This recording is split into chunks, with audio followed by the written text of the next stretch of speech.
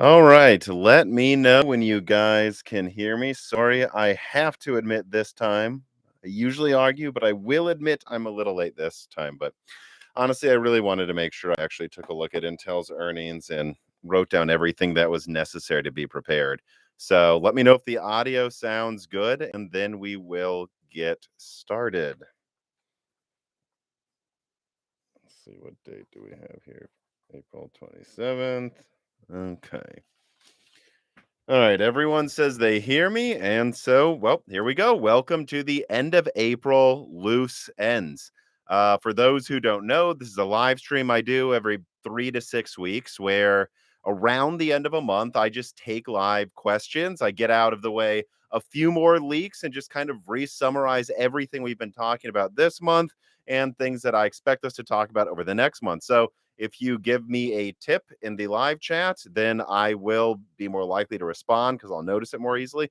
But otherwise, I'm just going to go through pre-prepared notes, little leaks about the RX 7600 8GB that I prepared today, and any other questions submitted by patrons, which remember, if you're a patron, you can submit questions for free. And before I actually get into that leak, let's just get the sponsorship out of the way. This piece of content is sponsored by Micro Center. Micro Center is opening up a new store in Indianapolis, the first store they've opened new in 8 years, bringing the total to 25 nationwide. By signing up and visiting the Indianapolis store, you can receive a 128 gigabyte flash drive for free. You just need to go there. You don't even need to be a new customer. You visit their new store, you get a flash drive. And while you're there, do check out their deals, though. They've got a deal running on the Apple M2 Pro 12-core laptop. If you're a new customer, they're doing a promotion again where they'll give you a 256 gigabyte SSD. And of course, you get $25 off for submitting a build. They've also got insane deals on CPUs. Like, there's honestly, I can't keep track. There's always a new crazy deal. Like they were doing like 6950 XT, like $100 off with a 5800 X3D, and then $50 off with a motherboard and free RAM with Zen 5. So honestly, you can like get hundreds of dollars off a new build there. So now is a great time to build. I think the best place in the US to go to do a build is Micro Center. So please click on those links and check that out. Even just clicking on the links helps more is dead a lot. And let's get to the subject. So I'll put down a timestamp there, intro, and then at the 2:35 mark, let's get into the RX 7600 7600 news. So in the last Broken Silicon, I did a leak about the Navi 33 graphics cards coming to desktop in about a month. And then in the past 24 hours, I've done a series of tweets where I've confirmed release dates, naming, and other stuff as well. So because I've done a leak in a video and then done a leak on Twitter, and I actually have even more new information right now, I thought, let's start this off by just summarizing everything about this Navi 33 graphics card coming to desktop soon. So right now, number one, everything that I'm seeing refers to this graphics card as the RX 7600, non XT. Could they end up calling it the 7600 XT? I guess they could end up calling it whatever they want, though. They could call it the bologna sandwich. It doesn't matter. But right now, all of the documentation says 7600. Now, assuming that is what they go with, what that tells me is number one, they accept that this is going to be $350 or less. If they wanted to charge more, they would have called it the the 7650 XT or something weird. The fact that they're calling it a 7600 non XT tells me they know this thing is going to have to be cheap, and this will probably be the bottom of their desktop lineup this generation.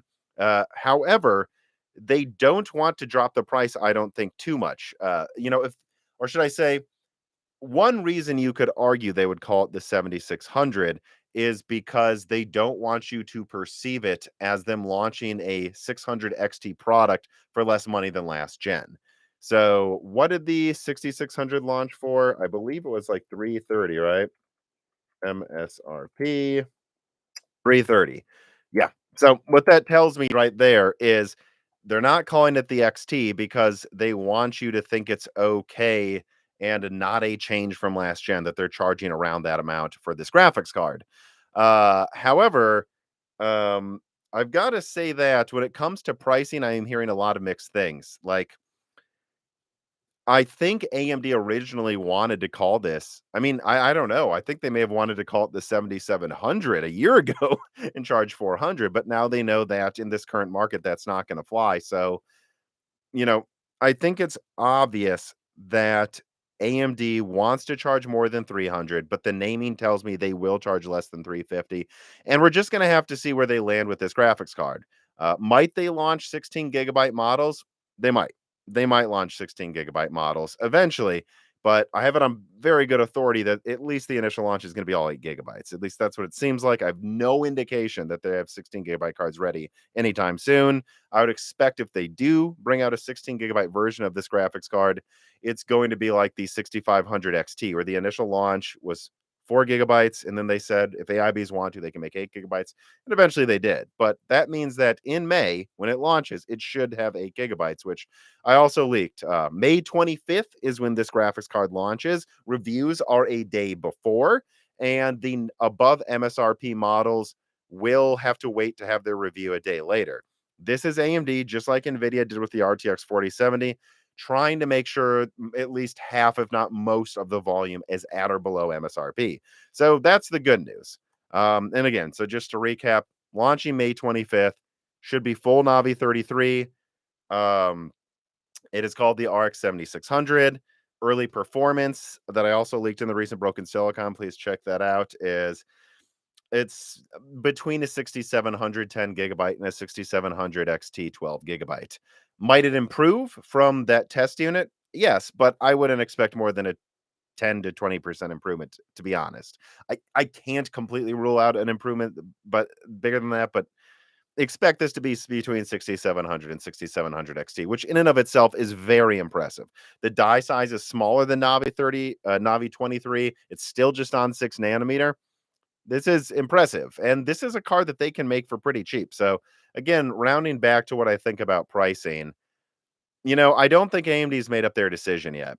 I really don't. I've actually heard a lot of mixed things recently, and held off on leaking anything about pricing for that reason. But I really think it is this simple. It is this simple. And in fact, let me put a timestamp just for the pricing discussion here. Again, so this is a 8 gigabyte card, at least on launch, uses around 175 watts. It's going to be between a 6700, 6700 XT. Let's call that 3060 Ti performance in 1080p.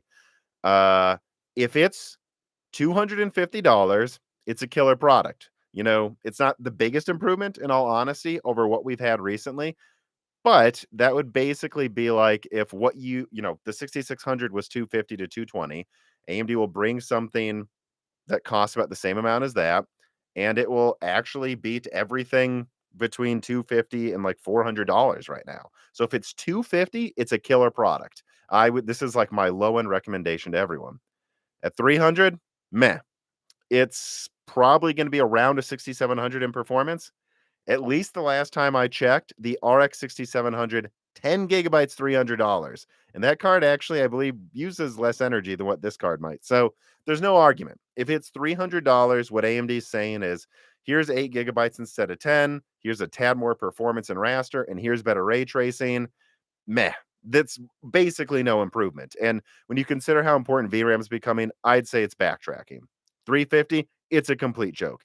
At $350, this thing, in my opinion, will be as dumb as the 4080 12 gigabyte or something. Like this is, well, which it's funny to think about that card. Nvidia wanted to charge $900, so triple this price basically for only 50% more RAM. But I guess maybe it's not as dumb as that. But it'd be a dumb product at 350. There's no argument for it. You can get a 6700 XT for 350 or less right now, a 6700 10 gigabyte for 300. At 350, I would honestly tell AMD, don't launch it. Like, and hey, if you make the argument, our margins or whatever, okay, fine. I accept, margins, inflation. That doesn't make this any less useless. It doesn't matter what it costs you to make it. If it's 350, it is a useless product. Full stop.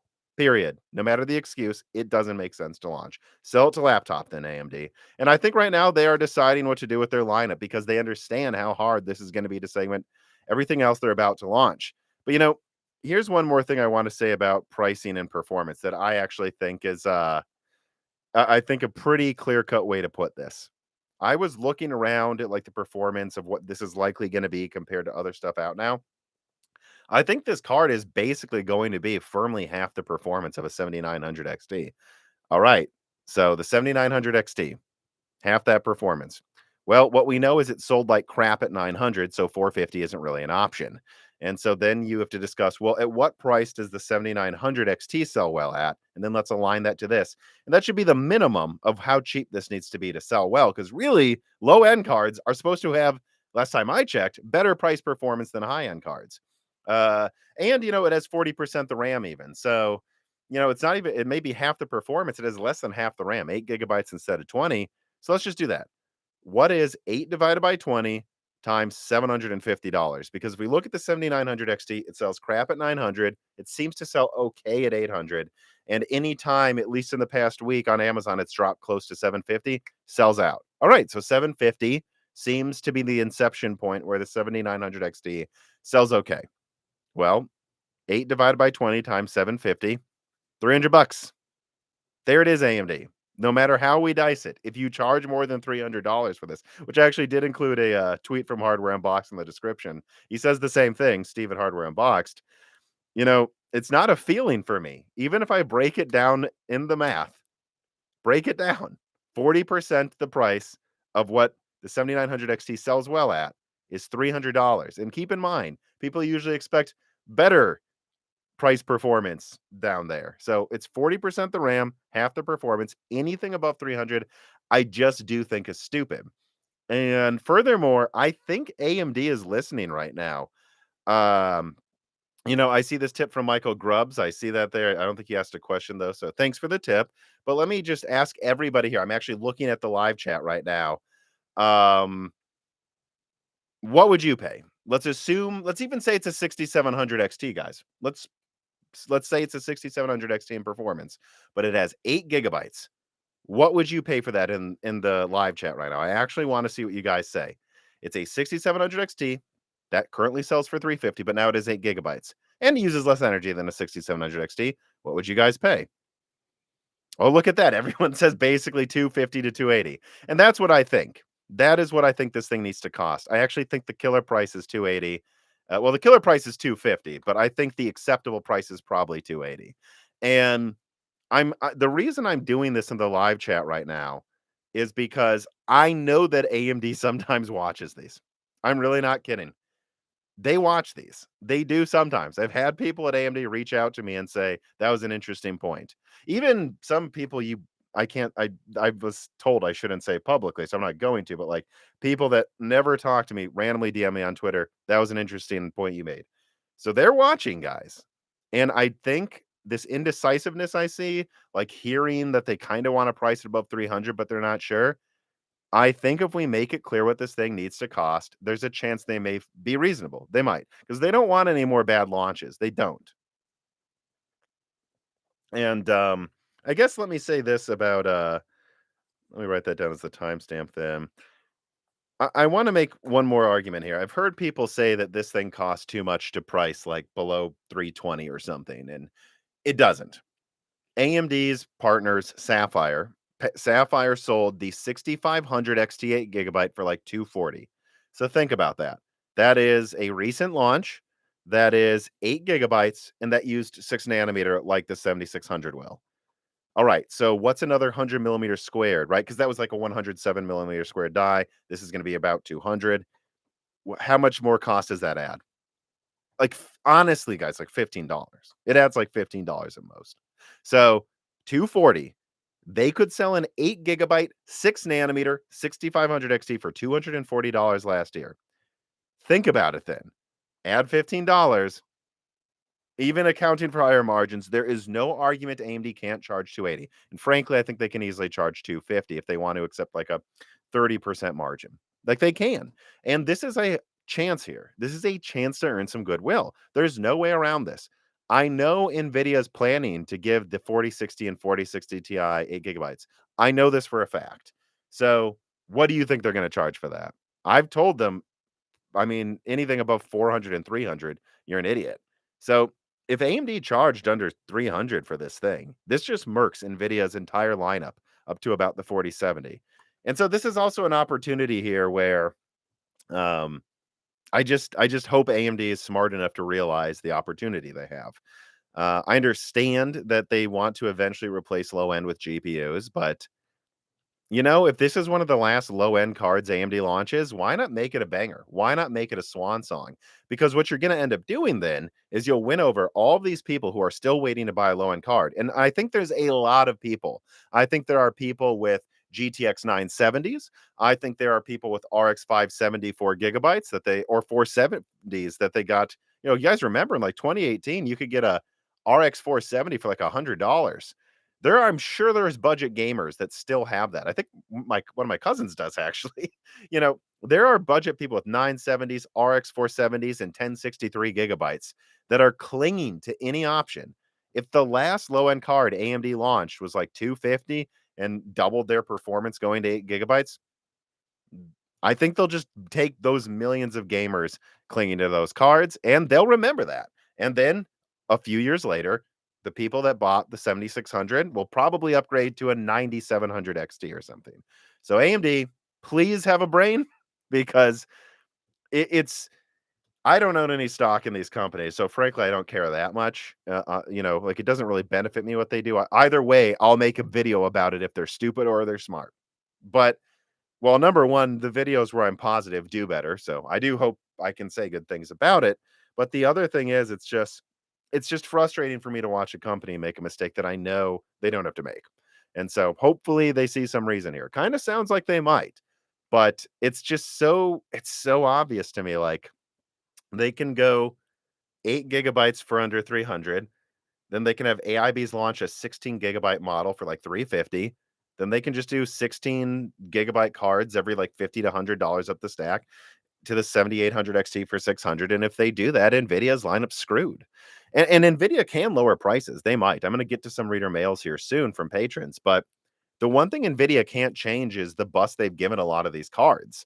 And even if Nvidia adjusted pricing, this is a spot that is a weakness that AMD could exploit and do it when everyone's desperate for anyone to act reasonable right now. So that's my spiel. Again, RX 7600 launches May 25th, 8 GB, 6700 to 6700 XT performance, like 160 to 180 watts in power consumption. It boosts almost to 3 gigahertz, at least from what I'm hearing. And yeah, it's a card that they can make for the price of the old mid-range cards of olden times. And if they actually accepted like 30 to 40% margins, they've basically got a 4060 competitor that just flat out costs less to make. So, and that will not be constrained by volume. They can just pump these out. There's plenty of 6 nanometer capacity right now. So hopefully AMD sees reason. That is my RX 7600 spiel. And let me now get to, let me see. Let me make sure I'm not missing any of these tipped questions though. I see a Strix Halo one. I'm going to save Non's goofy videos for after I get through these patron questions.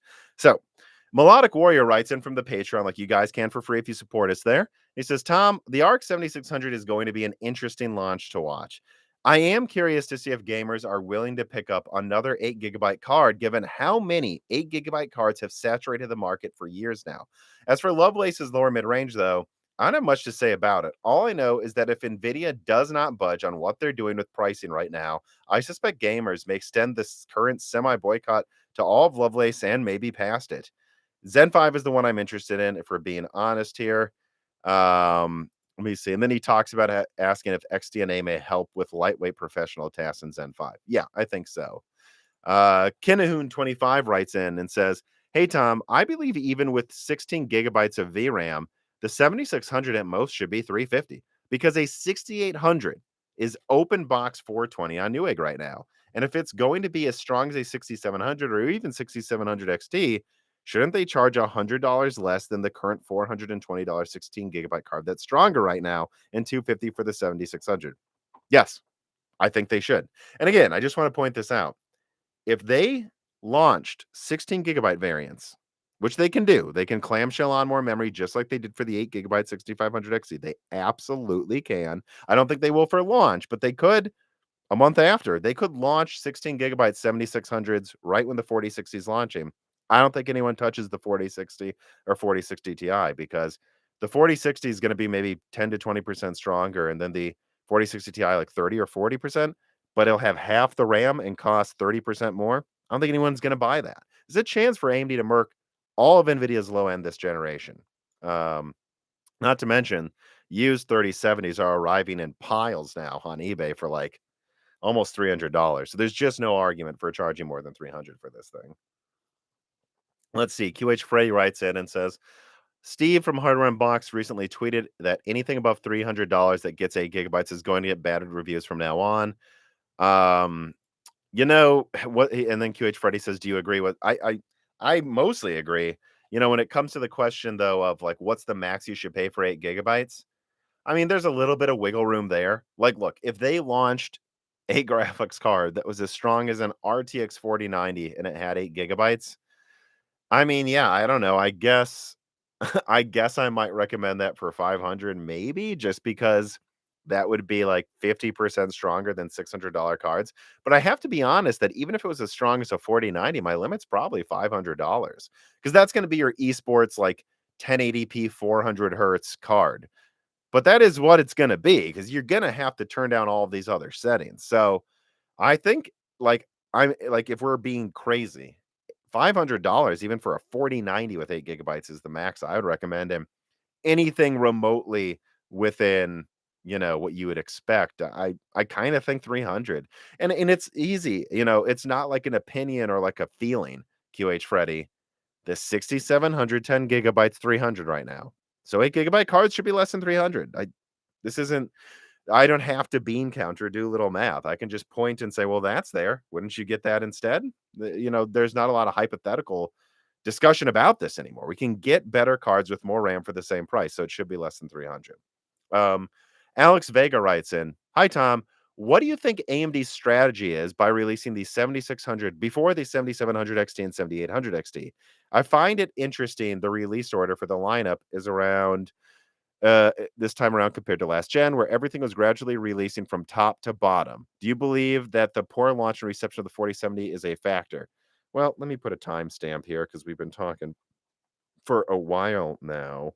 RDNA 3 release strategy. Well, Alex, the first thing I've got to say is since like the first RDNA 3 launch leaks I did, it was always Navi 31, then 33, then 32. In fact, some people thought 33 might launch before 31. So, no, this is not surprising. At least this is, and it makes sense too. Why would you launch Navi 32 early if it's going to be around the same performance as previous gen high end that you need to get rid of? AMD would have known there's probably going to be an oversupply of Ampere and Navi and RDNA 2 a year before the 7900 XT even came out. By then, the writing was already on the wall. There's been overproduction. We have an issue. NVIDIA is going to have way too many 3070s lying around. And if that's the case, then if you're AMD, you're like, all right, let's shift focus to Navi 31 and not worry about 32, and then maybe launch 33 if the low end doesn't have a lot of cards lying around. But it does. So what they're doing, all of this is entirely logical. Launching Navi 33 early on laptop, not desktop, makes sense. Eventually bringing this to desktop, maybe because you have extra yields that use more energy than are acceptable for laptops, so dump them into desktop. Eventually, you just got to launch something to get rid of those yields. And then Navi 32, I mean, look, it uses the same MCDs as Navi 31, and it uses up 5 nanometer capacity. So if you're AMD and you're like, huh, all right. Well, right now people will pay $1,000 for the XTX, and they seem to be willing to pay $750 for the XT, the 7900 XT. What's the point in launching Navi 32? We have all these 6800 XTs to get rid of. We'd be better off switching production to more Navi 31. People will pay $1,000 for that. They're not going to want to pay like $600 for Navi 32. Let's just make more Navi 31. So that's the strategy. And when I hear them, just to bring things full circle a little, call this top Navi 33 card the 7600. Yeah, I mean, I think they're considering launching a $400 12 or 16 gigabyte cut down Navi 32, and they're going to do 500 for the full die. That's what I think. Honest to God, that's what it's starting to look like to me. 7600, 8 gigabyte full Navi 33, $400 cut down Navi 32, $500 full Navi 32, $600 bottom bin Navi 31 7800 XT. That is what I think they're probably going to end up doing, and it's what I've had sources suggest to me as well, so it's not unfounded. All right, Luke Mines writes in, what do you think of the recent news that the new Jedi Survivor game uses 18 gigabytes and tries to allocate over 22 gigabytes of VRAM on your PC with a 4090? Is this poor optimization that should be fixed in a patch, or are all cards under 24 gigabytes irrelevant for 1440p? Yeah, I'm sorry. What the hell is going on, people? Like, Ultra is not all settings. Like, just because on Ultra it uses 24 gigabytes, good. We have 24 gigabyte graphics cards. Has everyone lost their fucking mind? Like, do you want devs to not use the RAM in cards you can buy? What is going on? What is going on with these complaints? I don't get it. Because I looked at some screenshots of Jedi Survivor today. It looks incredible. Incredible. If you don't have 24 gigabytes of RAM, turn down the settings. And if you have an 8 gigabyte card, a lot of people, including me, told you that wasn't going to be enough. Anyone who told you it was wrong. And it's still now, what, 2023? So what, a 3-year-old card has to use lower medium settings? Okay, like, guys, what I think is Jedi Survivor, the screenshots look amazing. And it's common sense developers would use 24 gigabytes for Ultra, and then I would say 16 gigabytes for high settings. And then probably with medium, I would try to target 12 gigabytes. And then for low, I'd go for 8 gigabytes in 1080p. And then if you have a card that is less than that, well, then turn on DLSS or something. I'm sorry. Like, this is just nonsense to me. These complaints now, like, it's like people want us to go back to Unreal Engine 3 and make graphics look worse. Devs, basically, every 5 years, they look at the flagship and they say, okay, Titan Maxwell has 12 gigabytes of RAM. And it did, guys. In 2016, Titan Maxwell had 12 gigabytes of RAM. And they said, if that $1,200 card, or was it 1,000 back then even? I don't even remember. Has, if that like $1,000 card is 12 gigabytes of RAM, okay. Well, certainly in 6 years, mid-range cards will. 6 years? Think about that. In like 2011, mid-range cards had a gigabyte. Add 6 years, 2017. They had 8 gigabytes then. So if you're a dev and you've seen in 7 years it go from 1 gigabyte in the mid-range to 8, and then you see a 12 gigabyte Titan, and you're like, all right, in 7 years, I bet all mid-range cards that are like $300 to $400 will have 12 gigabytes. They didn't tell Nvidia to give you 8 gigabytes for 600 with the 3070 Ti.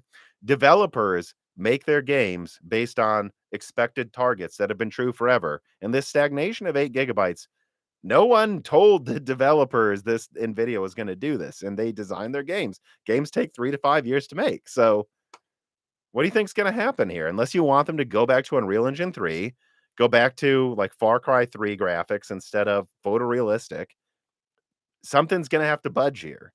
And again, guys, 8 gigabytes RAM, $30. So they're charging $800 for a 12 gigabyte card. Just remember, for another $50, they could have given the 4070 Ti 24 gigabytes. So don't get mad at me. Get mad at the company giving you 12 gigabyte cards for $800 when they could have probably made it an $850 card with 24 gigabytes. Or they, let's be honest, just give you 24 gigabytes for 800 because that's a lot of money. Tim K writes him, Nvidia should be thinking about, should be thinking to about face the roadmap for the rest of the RTX 40. Here's what's clear to me after seeing all of these botched launches. Number one, gamers don't want to pay $600 for a 3080. Number two, gamers still don't want to pay $600 plus a Steam coupon, plus a Steam gift card for the 3080. And so gamers probably want 3080 performance for $500 or less.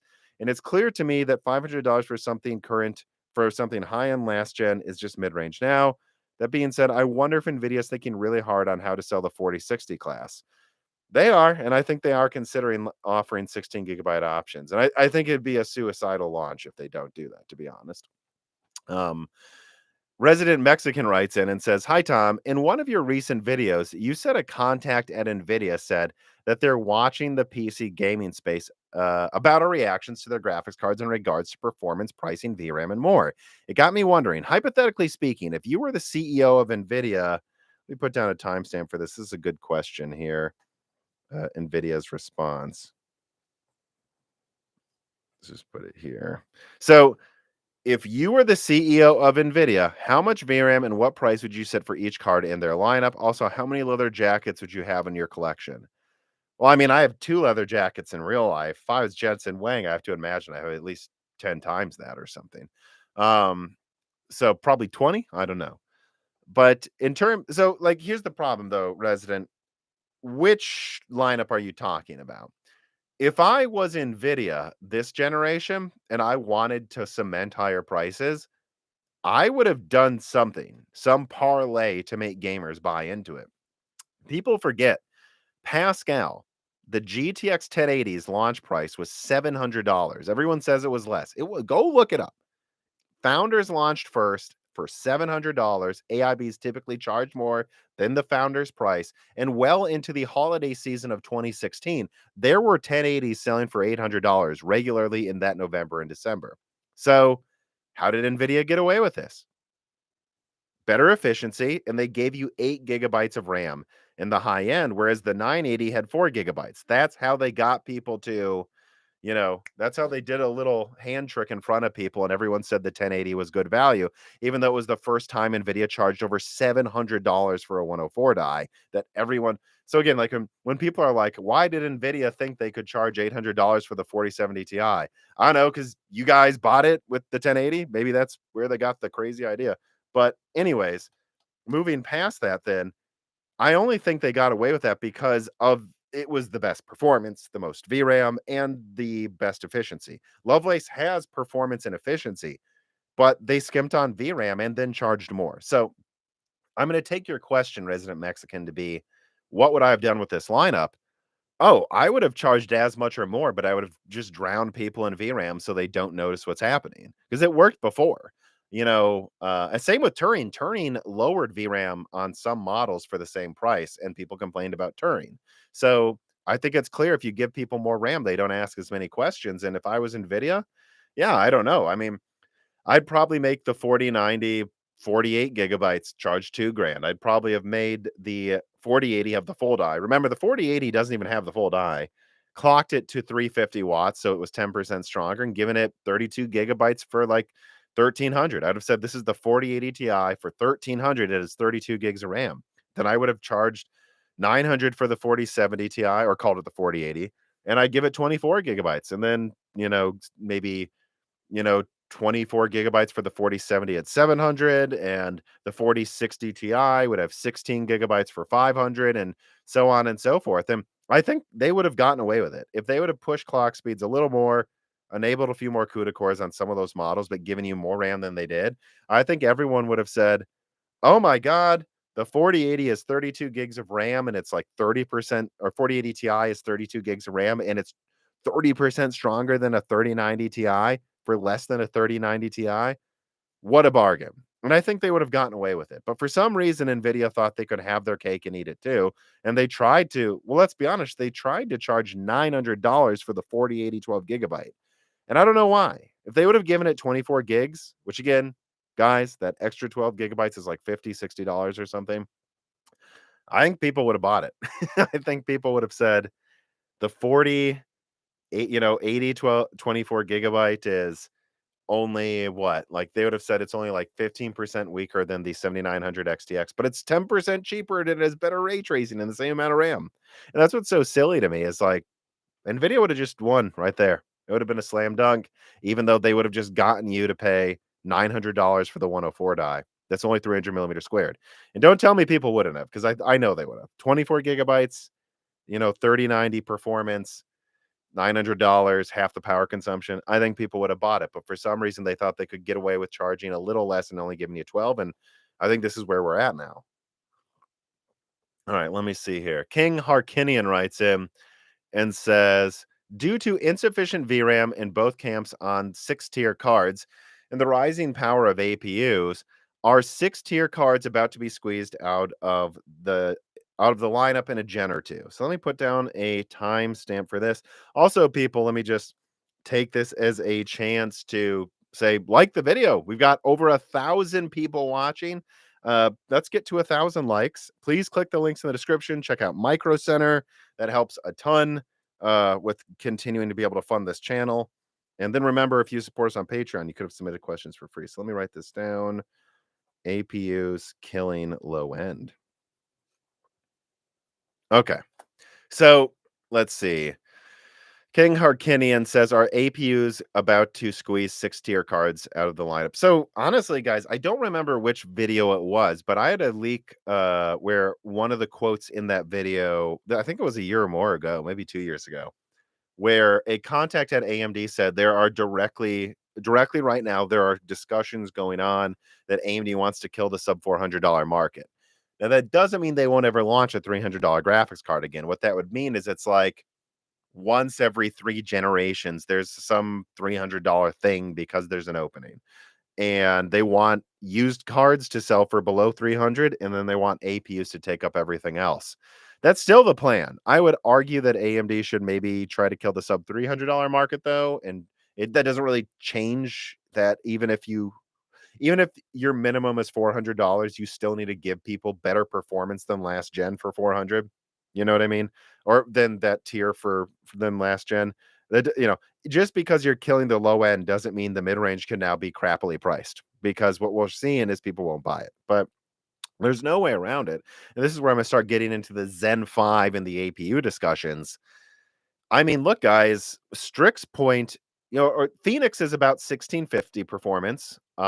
Strix point is going to be about 3050 performance, at least 3050 laptop, like 65 watt, 3050 laptop performance, which is, but with more RAM. So really 1660 performance. And Strix Halo slash Sarlacc, according to Kepler, at least is the name, is going to bring you 4060 Ti desktop, 4070 laptop performance. And once you start doing that, yeah, I mean, look, there's no point. It's just cheaper to make that. Strix point is based on the napkin math I've done, about a 200 to 220 millimeter square die on 4 nanometer. Okay, that's it. They don't need to give you some big cooler, some big board.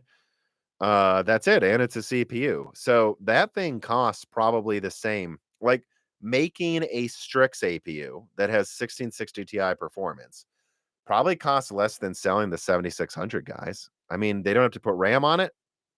Like if they include a cooler, it's a cheap one. That's way more sensible to sell to the low end now. Just put that in laptops for sure, and then on desktop, there's your $250 graphics card and a great gaming CPU. And then if you want to upgrade, you already got the CPU. Just, you know, put in a desktop card. That is AMD's plan, and I do think this is going to be a big squeeze on the mid-range this generation. Although, let's be honest, the 4060 is a low-end card now. It's going to use a 185 or at biggest, maybe even 150 millimeter square die. So that's a low end card. The 4060 is a low end graphics card now. Let's be very clear about this. Yeah, I think the fact that it has 8 GB means APUs are going to squeeze it. And it's funny. I just upgraded. I got my what is it? The Minis Forum UM773. I have one of those for my girlfriend, and I upgraded it from 16 GB to 32 GB of RAM. And I could just go from low settings to almost high settings in Hogwarts Legacy in 1080p. I could use the highest level of FSR, and it was getting good frame rates. And it's like, wow. So all this game that everyone says is badly optimized on medium settings, it looks like high or ultra from games from a few years ago, as long as you have enough RAM and it doesn't have the VRAM issues that graphics cards do. And it just makes you realize, like, a Strix APU, especially on desktop, if you gave it a 95-watt TDP, you're looking at like 3050, which let's remember is about GTX 1080 performance, or at least 1070, let's say, performance. And you can give it more RAM and it's unified. And yeah, I think this is a huge squeeze. It's a huge squeeze on the mid range here. Um, Nons Goofy Videos writes in and asks, how strict how will Strix Halo be a catch when KB like G failed? Well, KB like G just had horrible drivers. I had a KB like G, which for those who don't know, KB like G was this thing where you had like a Vega, really kind of Polaris graphics card with HBM.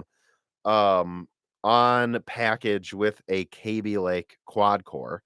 I tested a laptop with it, and frankly, what made it not work well is the drivers. Intel's graphics drivers were just shit. I mean, basically, the way I understand it is AMD would make the base of the drivers for KB Lake G, and then Intel would take it and put it in their own software stack. And I had horrible frame rate throttling and yo-yoing and thermal throttling and useless thermal throttling. Like the thing wasn't getting too hot, and they were just like doing ridiculous things with the frame rate, which means you should have just clocked it lower so I don't have a yo-yoing frame rate. And that's really what the failure was, is it had basically bad marketing, bad buy-in, and bad software thanks to Intel. So what will make Strix Halo succeed? The fact that AMD doesn't have to let Intel piss on their drivers before people get to play with this APU. And that's going to be the biggest thing that makes Strix Halo succeed where KB Lake G did it. Having said that, Strix Halo, guys, it's going to need a lot of effort from AMD. Like AMD is going to have to work on OEMs to make sure they build and design things for it to properly use it, because you can't just shove Strix Halo into a standard laptop. I mean, you can, but you're really leaving a lot of the extra benefits of having a unified APU on the table. So this is going to have to be a big push from AMD. But when you look at Intel's earnings and how much OEMs are continuing to like working with AMD lately, I think they can get that buy-in now, and they just couldn't before. Thanks for the question, though. Let me move down here. John K writes in, why is Nvidia stingy with VRAM below the Titan GPU? Well, they don't have a Titan. The 4090 is not a Titan. It's not the full die, not the full VRAM capacity. But why are they stingy? Honestly, I think half of it, I don't think most of it's greed. I think Nvidia is just didn't think that it would matter. And if you go listen to the Infinity Ward developer that was just on Broken Silicon, which I recommend it, please go check out the Broken Silicon. I believe it was 201.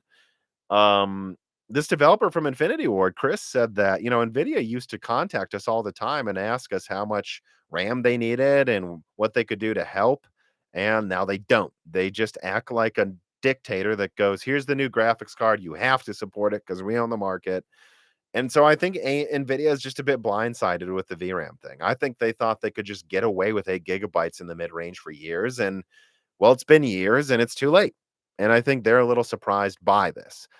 If hindsight 2020, I think they probably would have made the 106 die 160-bit and the 104 die 256-bit and so on and so forth. They would have. I think they would have if they had a crystal ball. But they didn't. So here we are. Let me see. I want to make sure I don't miss these tipped questions because YouTube does tend to delete them for me every now and then. Toxin VX writes in and asks, will we ever see another low profile bus powered gaming card below $200 again? Let me put a timestamp for this. I like this question here. MX Cancellation, 64-bit cards.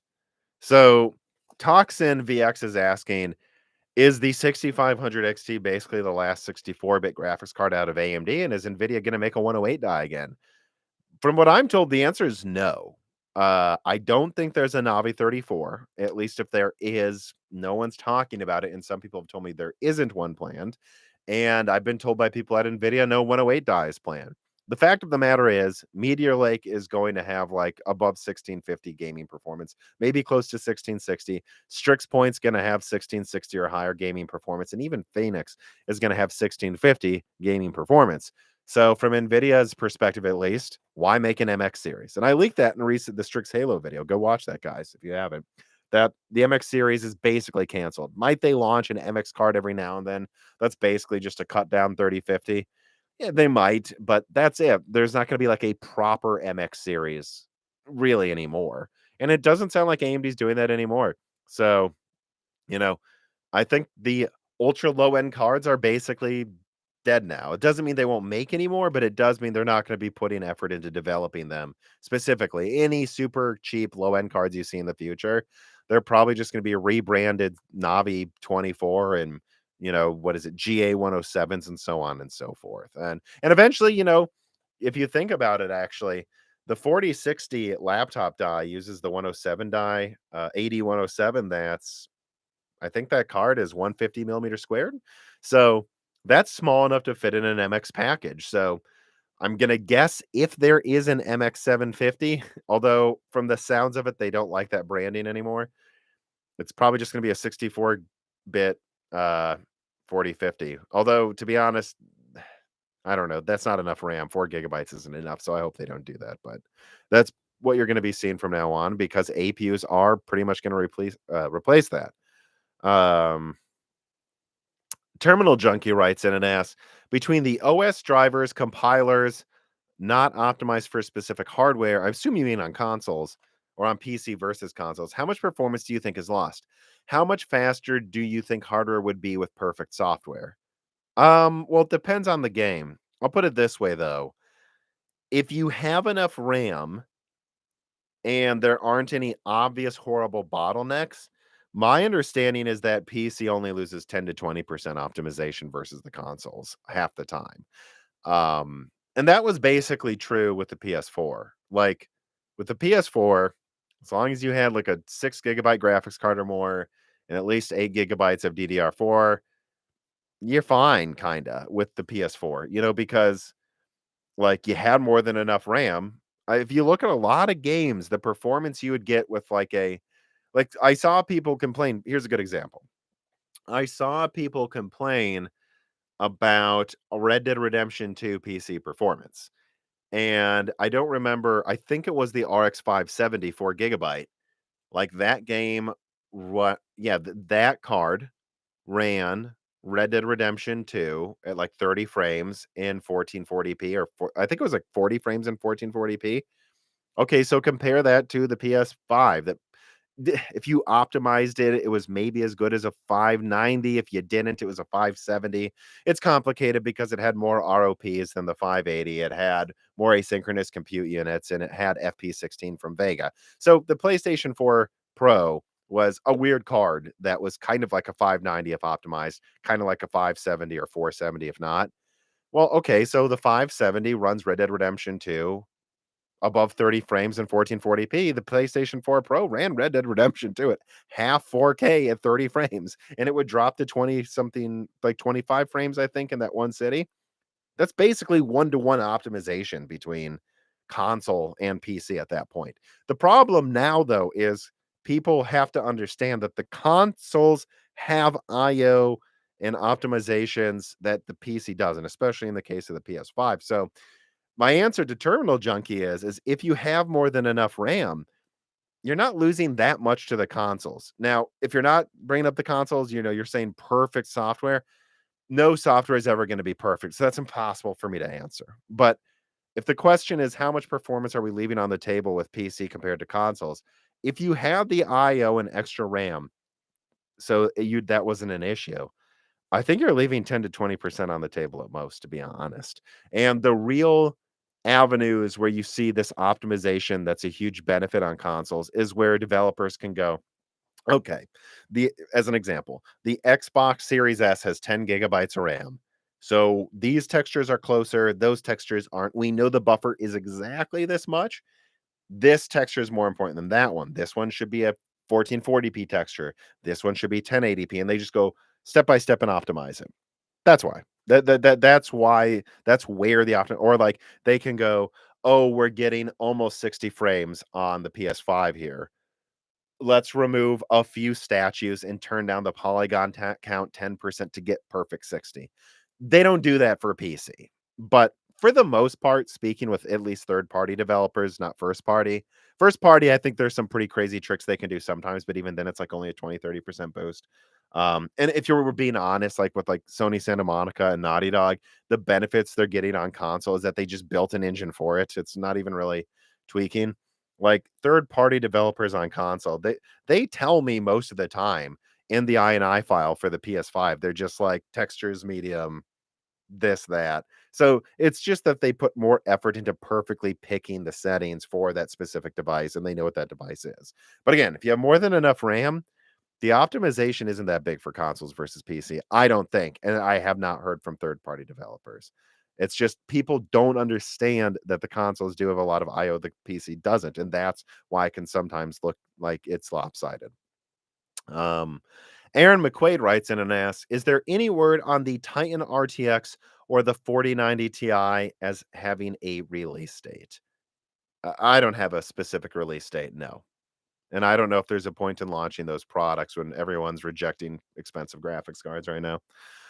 Um, but yeah, so okay, let me move on. I'm through the tipped questions so far. So again, keep those tipped questions coming, but let me move on to the other subject, something that's in the title of this video, and that's Zen 5. I've talked about the 70. What's this here?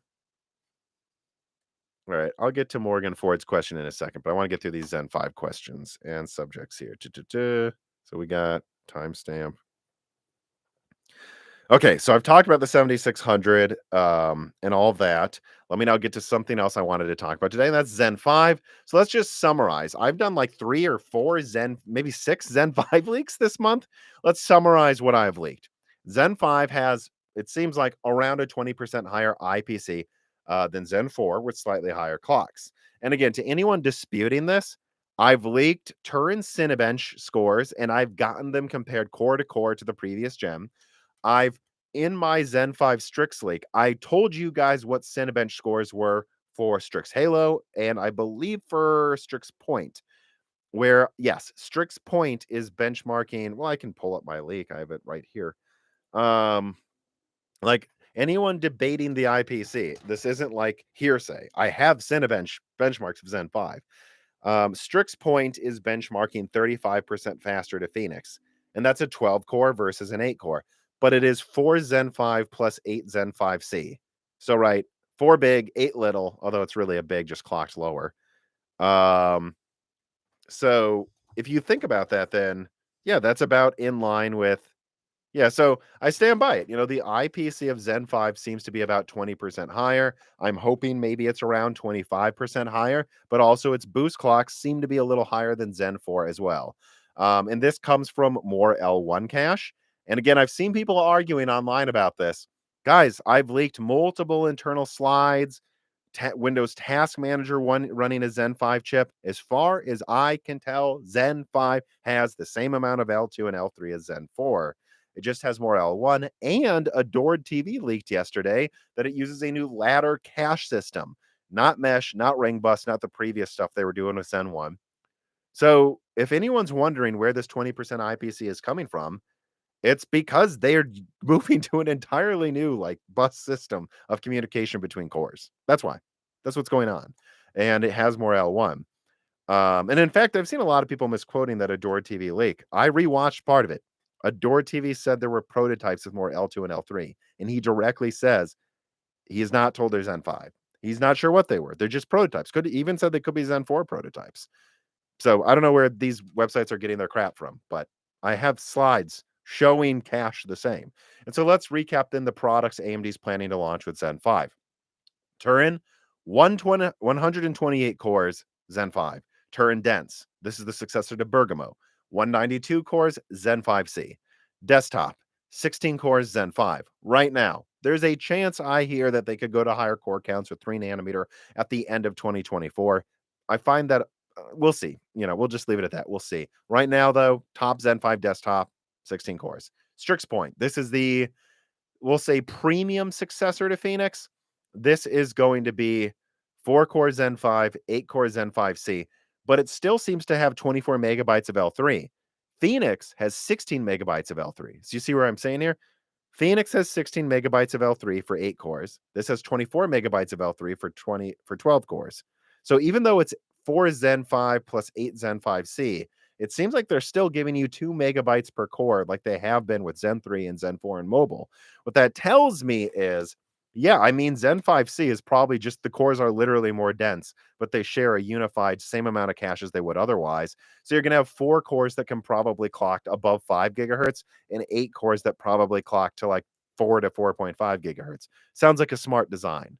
And then it also has 16 compute units of RDNA 3 plus. They're targeting 3050 performance. And then, so yeah, that'd be just below, that'd be a little below the 4050 laptops though, of course, but that would make the MX series pointless. And that'd give you good 1080p, maybe even ultra gaming, or well, maybe not ultra, but 1080p high medium gaming at 60 frames. It's pretty exciting for like a standard APU. Then there's Strix Halo, which Kepler on Twitter said is called Sarlacc. 16 cores, up to 40 compute units of RDNA 3 plus. This is targeting 4070 laptop performance. And so yeah, that would put it like 4060 Ti desktop performance. That's exciting. And then there's Hawk Point. Hawk Point is not Zen 5. It might be Zen 4 plus and RDNA 3 plus. So like some tweaks to Phoenix at most, but that's going to be kind of your like if right now, right? If right now premium thin and lights have Phoenix and then mid-range have Rembrandt plus, it seems like they're going to go premium has Strix Point 12 core Zen 5 and then mid-range is going to have Phoenix Zen 4 plus 8 core, if that makes sense. And then fire range, Zen 16 core, Zen 5 and notebook, and everything seems to have AI engine. So I just wanted to recap all this Zen 5 info because there's actually been a lot of leaks about this. And let me get to some of these reader mails here, and then I'll get to more tipped questions. Remember, hit the like button. Almost 1,100 viewers. Let's get to 1,100 likes. Dino999 writes in and says, with Zen 5 expected to use 4 nanometer from TSMC and keeping 8 core chiplets on 4 nanometer, do you think AMD will lower the prices across the board with Zen 5? Considering how bad Zen 4 sold, Zen 4 is selling very well right now, Dino, at launch. And then but then they had to drop prices. Will AMD go in with a different plan or will they argue the opposite because of another big increase? Well, I don't know. I can't promise you AMD will be smart. I never can. They constantly choose to be stupid, but I would make the argument here's my answer. If I was AMD, 4 nanometer, same family of node as 5 nanometer, doesn't really cost more. And I don't think the IO die is really going to cost more than last gen. What we know is AMD's margins are doing crazy. I know that AMD is making record margins, even selling their current 16 core 7950X at like 550 or something. So, with that in mind, then, if I was AMD, yeah, I don't know. I think I would launch the 16 core as long as it came out quarter one, well before Intel had any good answer to it. I think I would launch the 16 core for yeah, I think I'd launch it for like 500 or something. And then I'd launch the 16 core with Vcache, hopefully at the same time for 600. And then I would launch the 12 core with no Vcache. I think the Vcache in 12 cores is stupid. I would launch a 12 core with no Vcache for like 430. I would launch the 8 core with Vcache for 400. And then I'd launch the 8 core without Vcache for 330 and the 6 core for like 200 or 250.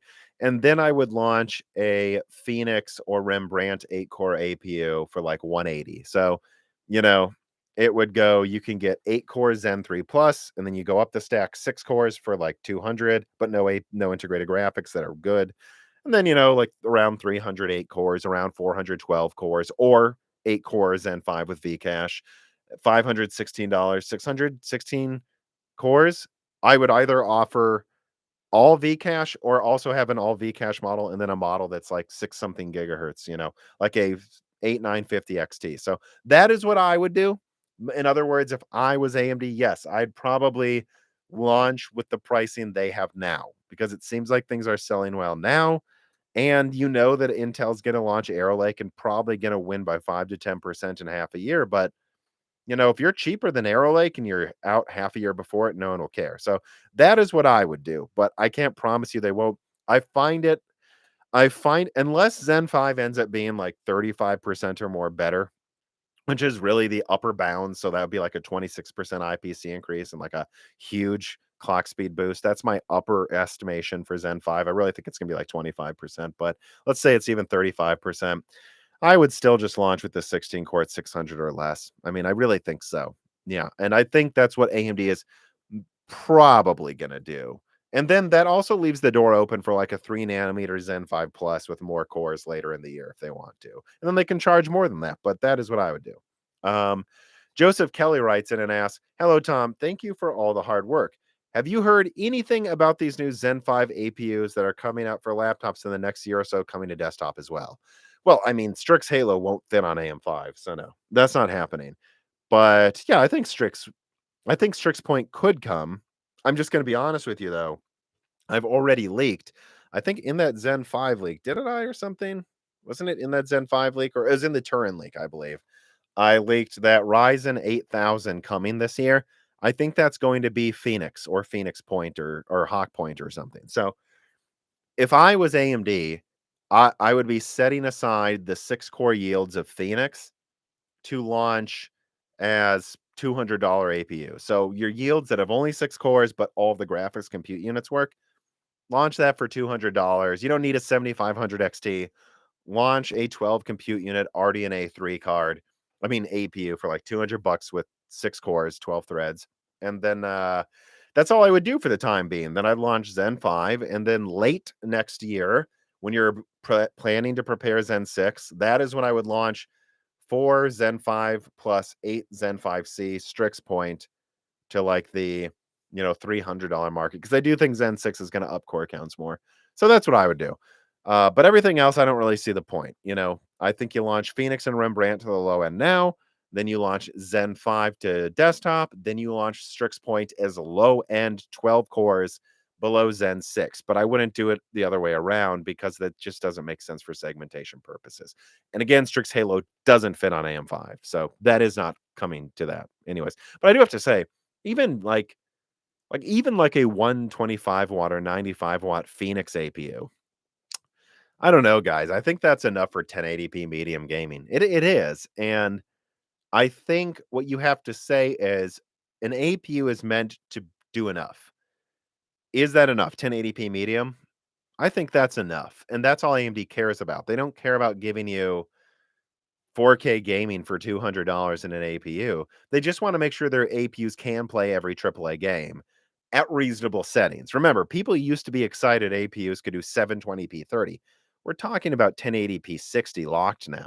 That's good enough that if you have that, you can play every AAA game and it doesn't make your eyes burn. Okay. So that's what I think they're going to keep targeting.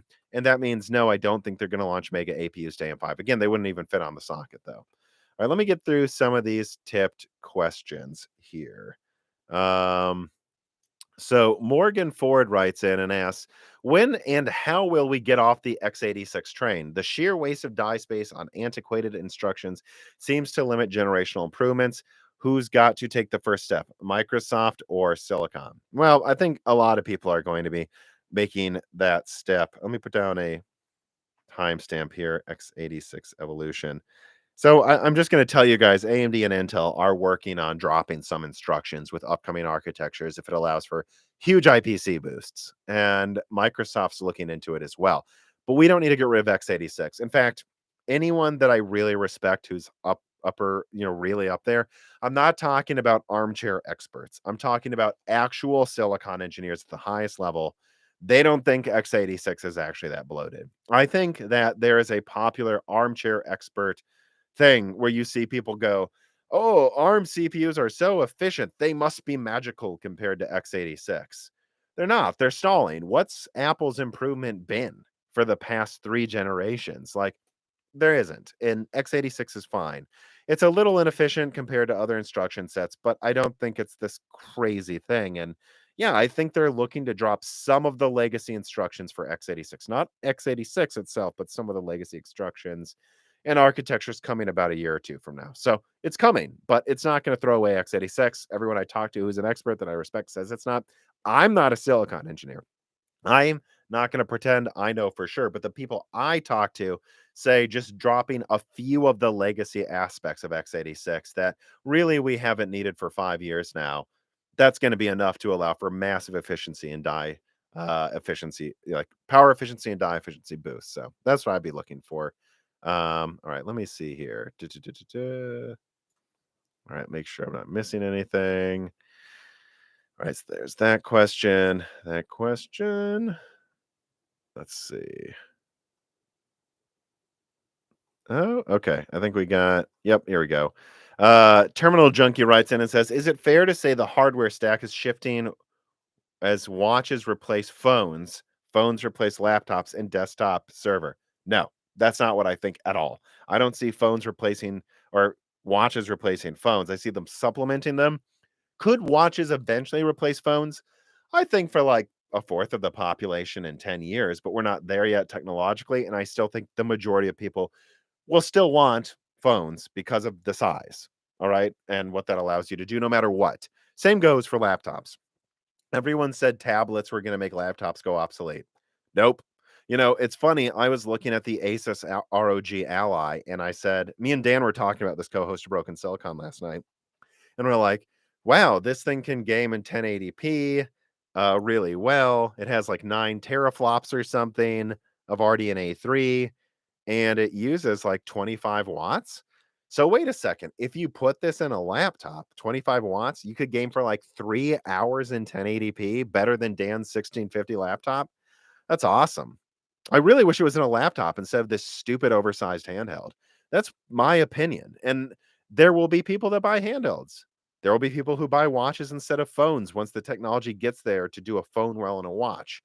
Probably with some like touchscreen hologram that pops up or something so you can actually interface with it easily. But there's still going to be people that want a phone, and there's still people like me that go, yeah, I don't really want that handheld. I just want a thin laptop that can game for 3 hours and I can plug a controller into. That's what I want. And I don't see any of these replacing them. I think they will supplement part of their markets, but they're not going to replace them. There's always something you can do with more space to a certain degree. And there is something to the laptop, to the phone form factor that people like outside of just being able to make it smaller. They like it to be that big. Even desktops now, a lot of them waste a lot of space, even though we don't have SLI or Crossfire anymore. And, people say, well, it's easier for me to work in if the desktop's a little bigger. I like being able to easily fit my hands in there and take components out. So, no, I do not see these all replacing everything above them. I see some of the market being replaced when the technology gets there, but that's 10 years away, anyways. Okay, so I answered that question, answered that question, answered that question. So we put timestamp there on that. Watches replacing phones. That's a funny subject.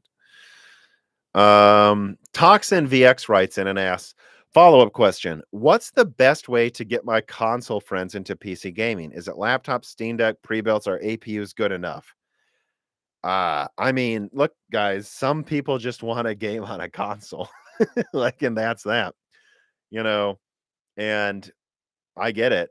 I play on console. I play on PC more this year. There's some years though where I play on console as much as PC. Not this year. I definitely play on PC more this year, a lot more. But I play on both, and I don't think either are stupid. So what's the best way to get your friends into PC gaming? Tell Microsoft to stop blue screening their PCs, and they'll probably be more likely to. And tell PC pricing to come down.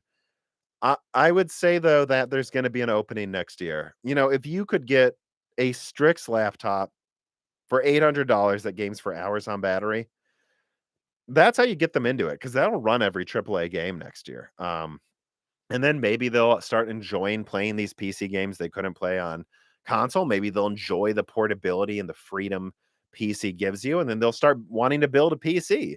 But if we're being honest, these past few years have been for enthusiasts. The price has got to come down before your friends that like playing on console are going to buy in. Because when people see a 4070 selling for $600 and they go, didn't the 70 series used to be 300? And you have to go, yeah, well, it used to be 400 or something.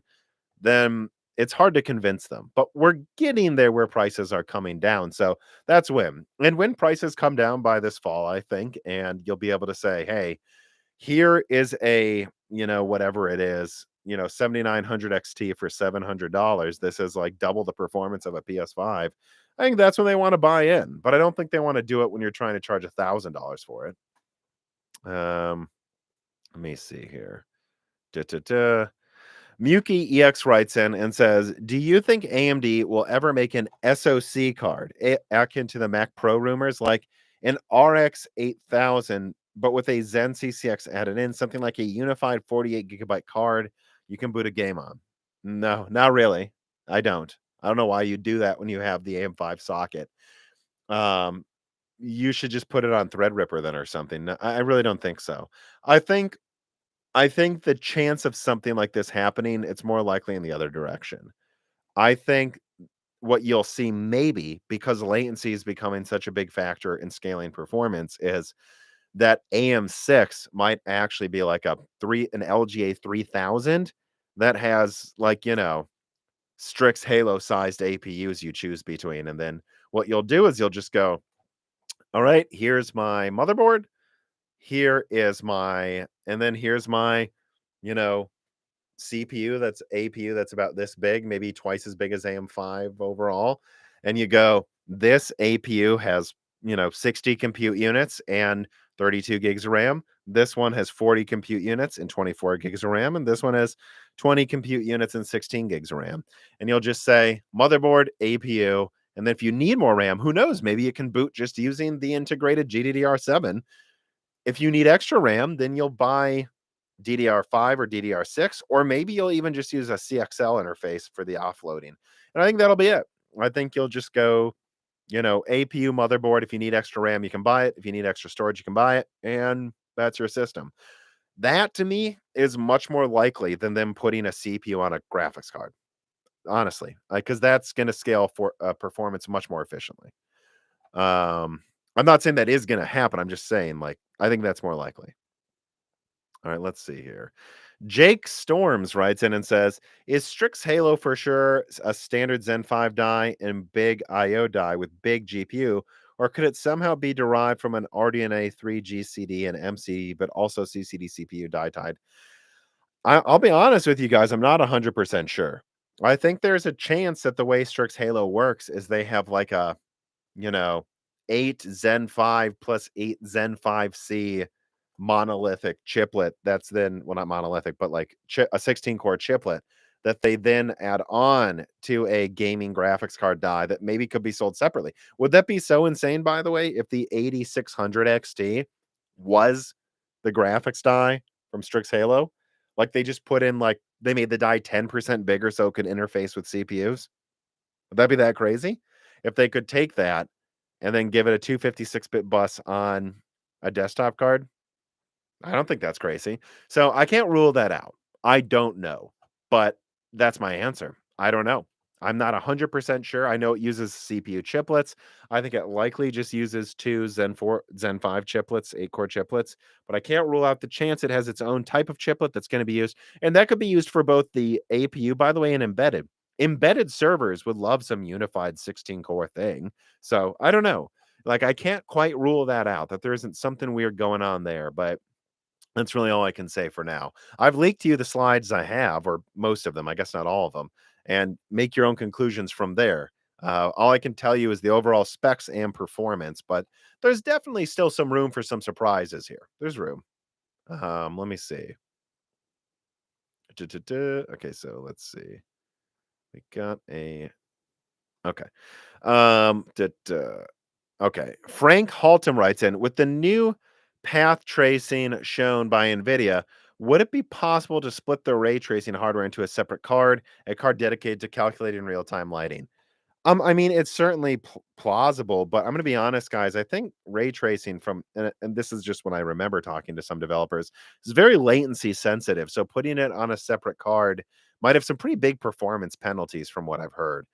I think it's more likely we just get better ray tracing with better cards. And I don't think we're going to do full path tracing in the majority of games for like 10 years. So I don't think it's an issue.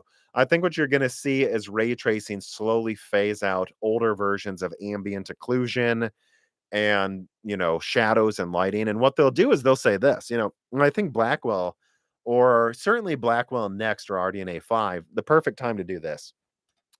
The game uses ray tracing for ambient occlusion, shadows, and reflections. So if you want ambient occlusion, reflections, or shadows, you need at least a 2060 is what developers will say. Now, if you have a 5700 XT, what they'll say is, yeah, sure. So what we have is some low shadows we just threw on there because we could from our old engine. Ambient occlusion is turned off or dumbed down immensely, and there's no longer reflections. The mirrors don't have reflections if you don't have a 2060 or bigger. But what they'll also say is, honestly, guys, if your graphics card is older than a 2060, and again, we're not talking about now, I'm talking about like 2027. That's a guys, that's an almost 10-year-old card. That's what developers will say. We're gonna assume if you can't run ray tracing, your card's too weak to even have half of these settings turned on anyways, and it'll just be dumb mode, like bad shadows or no shadows and ambient occlusion, and you're going to want those turned off so the game can run anyways. So I don't think we're going to do full path tracing soon, but I do think developers will use it for like more of those shadows and ambient occlusion so they don't have to do twice as much work moving forward. That's kind of what I think. Um, duh, duh, duh, duh, duh. Lightword writes in, you should know why AMD nanometers are not the same as Intel nanometers. Well, don't you mean TSMC? The 7 nanometer Intel will compete against 5 nanometer AMD. So you mean Intel 4 will compete with uh TSMC 5? Yeah, I know. Who said it won't? I don't know if you watch my channel, Lightward, but I've been saying for months now I could see Intel succeeding or beating TSMC Foundries in a couple of years. So go yell at some other channel because you clearly don't watch my content and you're arguing with someone who's not me. Confused Counsel writes in and says, I'm late to joining, but and so I don't really know if this question's been asked yet, but I want to ask it.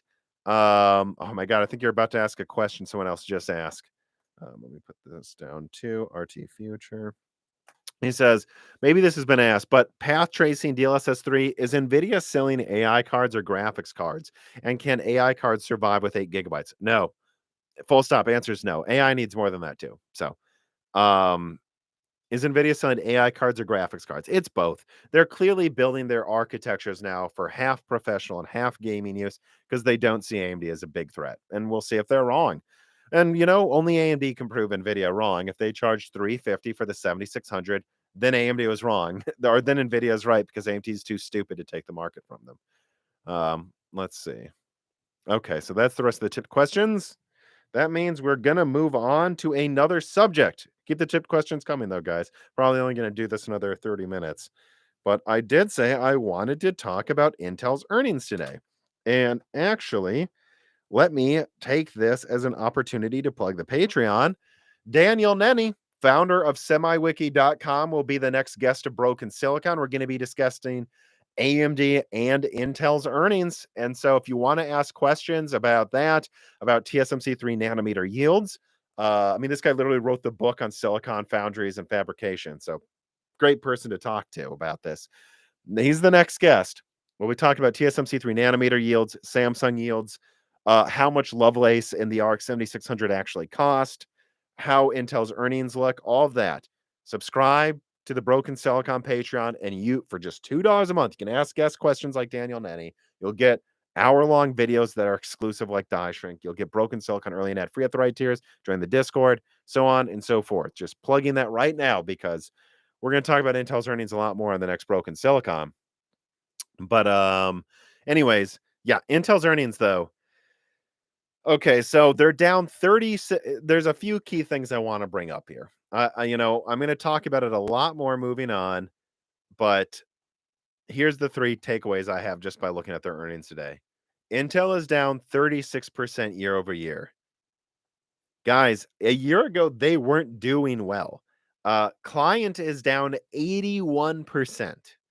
Data center is down 137%.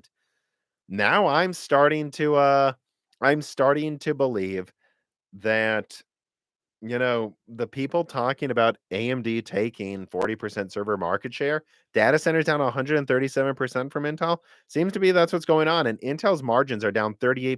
AMD's are around 50%. At least they are as of recently. We'll see what their earnings say soon. So this is kind of bringing everything full circle for me here. When we talk about Arrow Lake, when we talk about, and I think Arrow Lake could be 10 to 20% better than Zen 5. But then again, I don't know if it'll be 10 to 25% better or than 20% better than a Zen 5 with Vcache and gaming. But let's just say it's 10% better overall than Zen 5, even with Vcache. Intel's margins are in the gutter. They're hemorrhaging money. And AMD's Zen 5 is going to cost the same to make as their current gen. So if AMD launches something, let's say 30% better than what they have now and a year from now, and it costs $500 16 core, because they can afford to do so. $500 16 core, with great margins. I don't think Intel can afford to sell their Arrow Lake i9 for like less than $600 or $700, or they'll like be going out of business. So this is my issue. And maybe tell me in the chat what you guys think here. Are any of you gonna pay $700 for an i9 15900K over a R9 8950X? Are you gonna pay an extra, like, 100 or $200 if it's only 10% better and it uses more energy? Because I don't think you are. When I look at Intel's earnings right now, I'm just really concerned.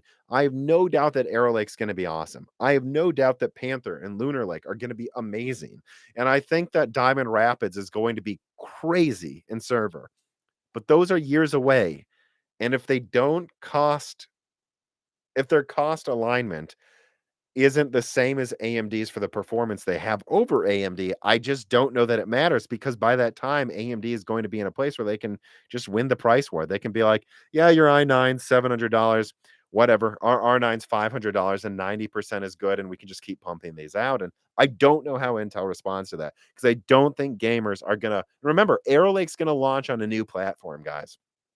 Who is going to go buy a new expensive platform for a $700 CPU that's only 10% better than the established AM5 Zen 5 platform? This is going to be the same issue AMD had with Zen 4. So I don't know what else to say. Like Intel's earnings are disastrous. They are apocalyptic. They are terrible. And you know, when I've seen people, I've been talking with people in the Moore's Law Dead Discord, which you get access to if you support us on Patreon. And I've been seeing people say, "Well, if Arrow Lake's 10 or 20% better, like why does Arrow Lake need to be 10% better than Zen 5? Why can't it just be 5%?" It's like, "'Cause I think it's gonna cost 20% more, and it's gonna come out a half a year later." And I'm really getting worried about Intel's ability to Intel's not gonna go out of business. If anything, they just become a foundry company. But I just do worry about their ability to really compete well long term here. And so let me then move on to let me see what your guys' responses were. Yeah, everyone just says no. No one's paying that extra money there. Um, I do have an interesting tipped question, but I want to get through the Colt Marshmallow, but I do want to get through these questions here first. Envious writes in and he says, "Hi, Tom. Where is the bottom for Intel? This earnings report today was a total bloodbath. Their data center business lost money. That's crazy. Their next quarter, they're only expecting 37.5% margins, right? And I think Nvidia, at least in their last earnings, was at like what, 55, 60% margins. AMD was above 50%. So you're getting to a point where like Nvidia, at least as of recently, we'll see what happens with Nvidia because I do think there could be a bad earnings later this year based on what's going on with graphics card sales. But you know, that's speculation. Right now, Nvidia's earnings are like 50% better than Intel's, which again means that Intel's graphics cards, I don't know how they can compete. They need them to make money and they're not making money. Where's the bottom? I don't know. I think I don't actually think Intel's bottomed yet. I mean, how many earnings calls have they said we think we've bottomed? I think they said that last quarter too. I don't think Intel's bottomed, I guess. I'm not 100% sure. I wouldn't stake my life on it, bet my house on it, but you put a gun up to my head, I think Intel's gonna bottom at the end of this year. That's when. I think that's when it's gonna be rock bottom. And I'm working on a big leak with Meteor Lake, Raptor Lake Refresh, 14th gen, 15th gen. I thought about doing that this week, but I thought let's not rush out a big leak. I've had a lot of leaks recently. Let's just answer some questions and do that next week. But yeah, I think rock bottom is gonna be Raptor Lake Refresh versus Zen 5. And just keep in mind that, guys, I've already leaked this. Last year I leaked what was going on, that it's gonna be like Meteor Lake and Premium Thin and like above that will be a Raptor Lake Refresh. I actually leaked that about a year ago now, and that Intel Mega leak that messed up my understanding of which socket I was looking at for Meteor Lake, unfortunately. But in that leak, I already talked about how the top end of laptops can be like Raptor Lake, and now we know that's Raptor Lake Refresh, but that's still only going to be like 10 to 20% better than existing Raptor Lake. At most, it might be 5% better. How do you guys think 95-watt, 8 plus 16 Raptor Lake Refresh is gonna do against Fire Range next year, against even Dragon Range with Vcache? I don't know. I think that's rock bottom. I think rock bottom for Intel is late this year, early next year. That is actually my opinion, because I think it's gonna look really bad when Intel's announcing another generation of 10 nanometer, basically just Golden Cove again. Raptor Lake's basically just Golden Cove Plus. Like, against Zen 5. I think it's gonna be pretty bad. So fortunately, that's my answer, Envious. I wish I did not think Intel. I thought Intel would have turned things around by now. I thought Intel's rock bottom was gonna be I thought it was gonna be Rocket Lake, frankly, and then I thought maybe it would be half a year after Raptor Lake, but now I think it's actually gonna be a year after Raptor Lake, maybe. Well, a year after the original Raptor Lake, they're still gonna be using Raptor Lake well into next year. Keekum writes in and says, "Hi Tom, long time viewer, first time writing in. Do you think there is potential for AMD to fall into competitionless complacency like Intel did after Ivy Bridge through their KV Bridge era, where gen over gen performance increases were lackluster? This has been a wonder of mine for a while now that AMD is a true contender again in all markets. They could actually get to 50% market share in multiple segments, along with Intel's downsizing and issues bringing products to market. Yeah, do you think AMD is going to get complacent? Not till after Zen 6. I think we've seen rumblings of AMD becoming complacent when they tried to charge, for some reason, $550 for 12 cores of Zen 4, which was just idiotic. But, I don't think so. I don't think that's complacency. At the end of the day, what Intel did in their complacent era is they brought 5 to 15% performance increases every year for like a for like 6 years with no increase in core count. AMD is increasing core counts in server rapidly still. We're going to go to 190. They're going to have more cores of Zen 5 than Intel has of little cores in Sierra Forest. Remember, Zen 5C is still big cores. Like they're gonna have 192 Zen 5 C cores against 144 core Sierra Forest. At best, 288 core, and that doesn't like in the later half of that year. And 288 core Sierra Forest doesn't even have hyperthreading. So 384 threads of AMD versus 288 from Intel. No, AMD is not getting complacent. And even though they've done Zen 2, Zen 3, Zen 4, Zen 5, 16, 16, 16, 16 cores for 4 generations, every generation has brought a 20 to 30% performance increase, not a 5 to 10% like Intel. So we're still way away from AMD being complacent. I think Zen 6 is going to radically increase core counts everywhere again. I think one of the reasons, to be honest, guys, they're still at 16 cores with Zen 5 is they need to use 4 nanometer again. They need to. I'm sorry. Like 3 nanometer is behind. And so they're like, well, what would they rather have? Some weaker cores or the same amount of cores, 30% better? I think AMD chooses that. So I think that's why you're getting 16 cores again, is because TSMC has slowed down, not AMD. And I'm not worried about AMD. I mean, look at Strix Halo. They're going crazy here. AMD is going to go for the laptop market next year, hardcore. I think I seriously think into AMD is not going to have any worries of getting complacent until 2026 at the earliest. So I'm not worried about it yet. And then keep in mind, AMD still has to compete with Apple. I'm told that Bergamo primarily is targeted at Apple and Nvidia Grace and ARM servers, like Graviton. I'm told that they say that Strix Halo is a Apple M series competitor. They're not talking about Nvidia all that. Like the headline is Mac Pro competitor. So even if Intel continues to just fall behind, AMD has Apple and Nvidia and all these other competitors to worry about that aren't Intel. So AMD is not going to get complacent, at least not like how Intel did. All right, let me move on to a tipped question from Colt Marshmallow. I suppose this is something we should be talking about here. Xbox blocked. So, Colt Marshmallow tips. Thank you for the tip. Have you got any hot takes on the Microsoft-Activision deal that has been blocked by the UK and Microsoft's whiny response?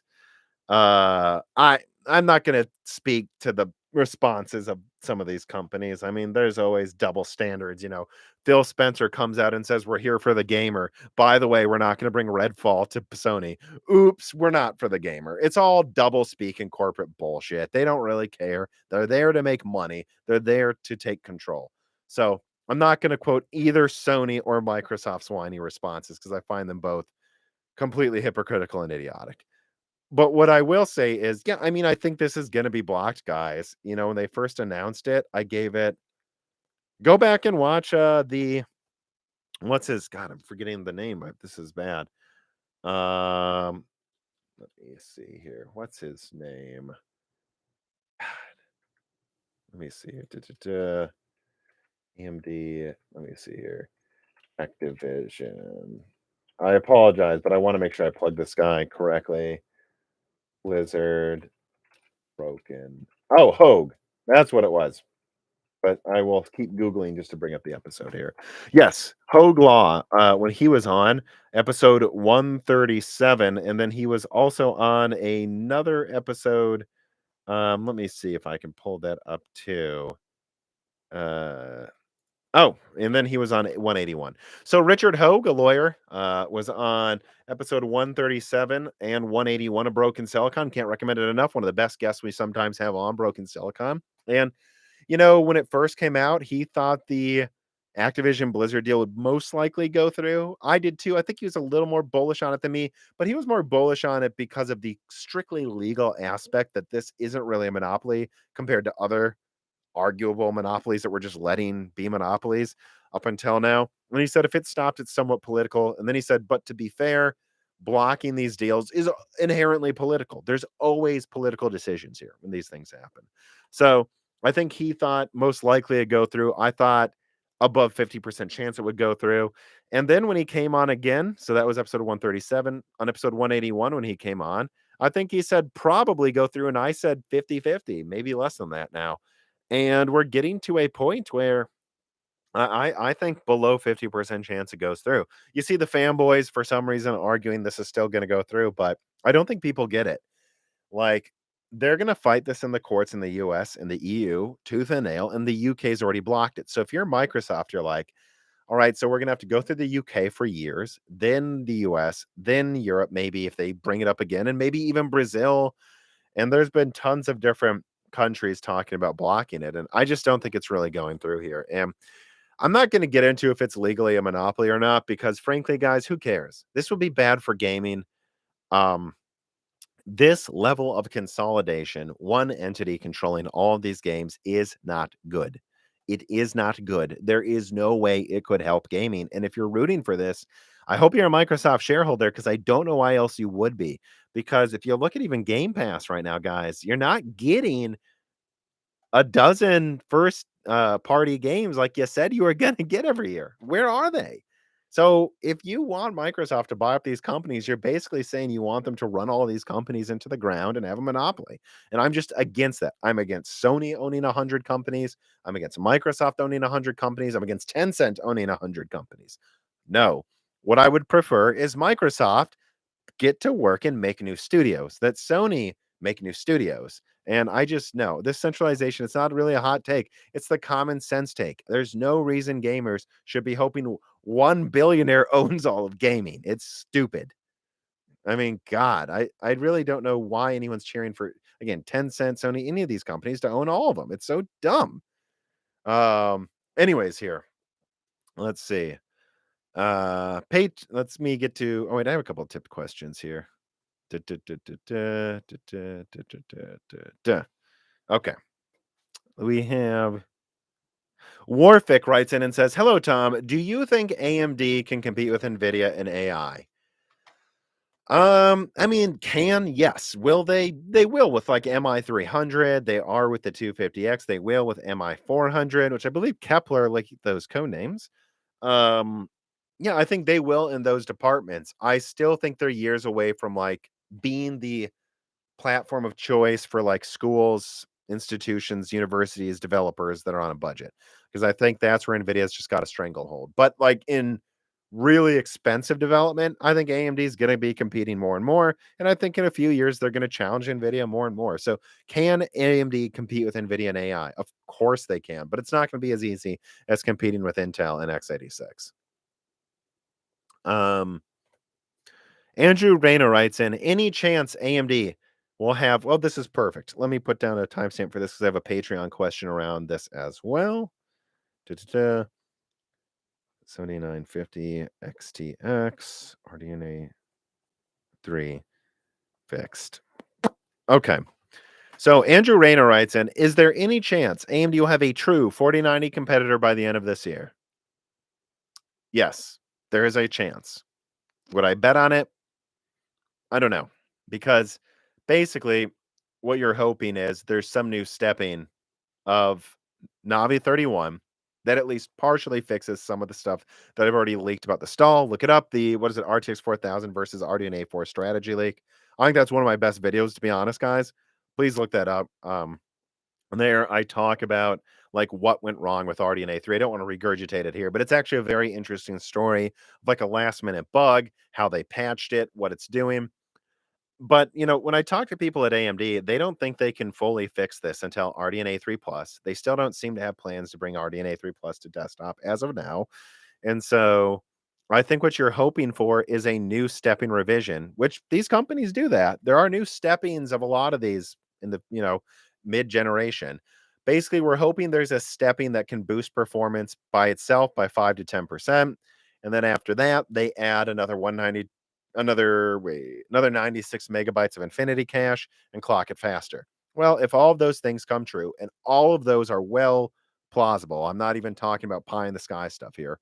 If AMD used faster memory, like 24 gigabit per second, which is out there already, so it's a 20% boost in bandwidth. If they stacked another 96 megabytes of cache, and if they fixed the drivers another 5 to 10%.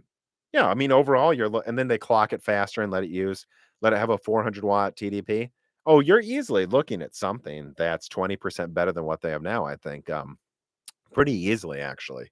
At least 15% better, and that's a 4090 competitor. So, is there a chance? Yes. Is that worth it, though? How much money would that cost? Do you really want to spend another, 30 bucks on RAM, another like 40 bucks on the packaging? Does the market probably just want the XTX to be $900 instead of a $1,200 4090 competitor? I don't know. So that's the question I have. But my answer is there a chance? Yes, it is a realistic chance they bring out something at least 10 to 20% better than the 7900 XTX later this year. But I wouldn't bet on like something 40% better. And the second AMD does that, look, the 4090 is cut down. Nvidia can just do like a 2.8 gigahertz bin of the full die with 27 gigabit per second, Aqua Bolt or whatever it is, GDDR6 or something. They can easily bring out a 4090 Ti, I think, that's like 500 watts and 20% better. So AMD's not taking the crown this gen. I don't think it's likely. I think it's much more likely that maybe they eventually launch that if they think it makes sense and it's easy, but that's about it. And then I have a Patreon question here. Sarcastro writes in, "Hi Tom, any updates on issues with RDNA 3? Can the issue be fixed at the driver or BIOS level? Is it an architectural issue?" Unfortunately, here we are, another month's gone by, or at least another 3 weeks since the last loose ends, and I'm gonna test Phoenix.